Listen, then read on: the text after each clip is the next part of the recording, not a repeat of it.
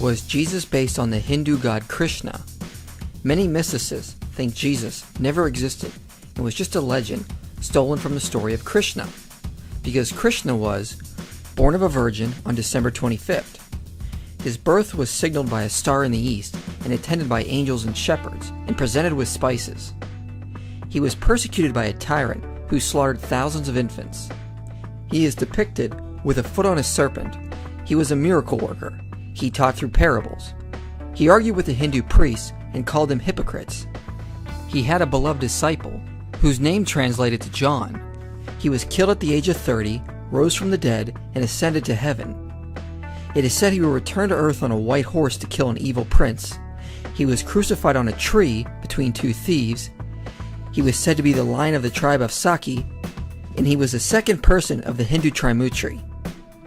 So do we have proof Jesus was a mythic copy of the god Krishna? Well, for that to be true, some of these claims would have to be factually correct, but many of them are false or total distortions. First, Krishna was not born on December 25th. All evidence shows he was born in the summer, and he was not born of a virgin. His mother had 7 children prior to Krishna. Krishna was just said to have been conceived without sexual intercourse. There is no evidence of a star signaling his birth. There were Hindu angels at his birth, but not shepherds. They were cowherds. And no spices, just flowers divinely given from heaven.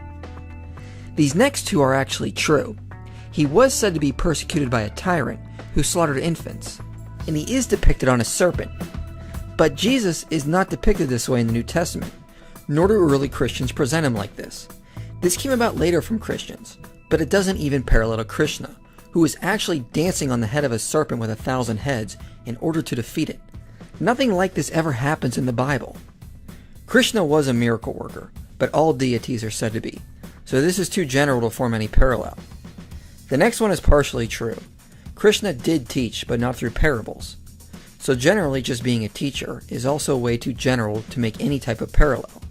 It is also true Krishna did attack the Hindu priests for focusing too much on rituals.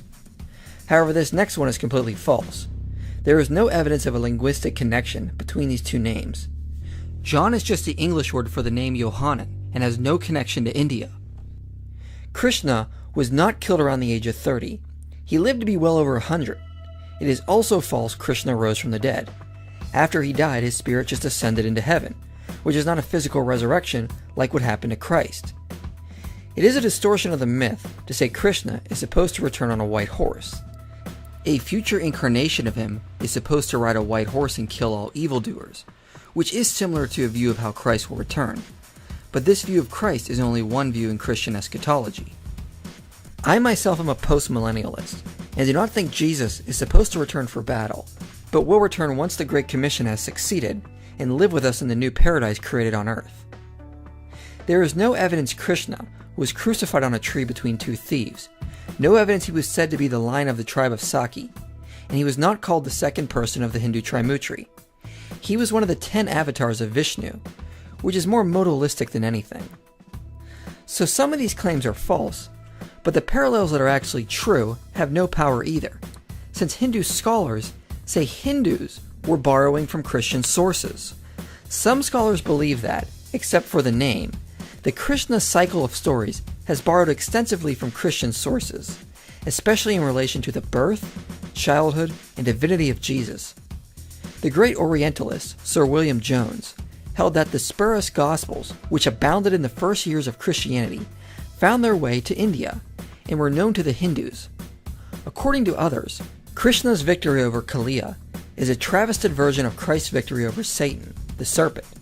The German writer Weber held that Krishnaism was indebted to Christianity on the grounds that the worship of Krishna as the sole deity was a post-Christian phase in Hinduism, and the legend of his birth and the celebration of his birthdays, the honor paid to his mother, Devika, and his life as a herdsman all showed Christian influence. Summing up all the data, Hopkins says, considering how late are these Krishna legends in India, there can be no doubt that the Hindus borrowed the tales, but not in name. Dr. Edwin Bryant says these stories of Krishna that are similar to Christianity can only be dated as early as between the 4th and 6th century, with another scholar suggesting They may be as early as the 2nd century, which is still too late to say the Gospels were a copy of them. So in reality, there is some borrowing, but scholarship suggests it happened the other way around, which would make sense, since many of these stories about Krishna come from tales that postdate Jesus. So since that is the case, there is no evidence Jesus was just a myth based on Krishna.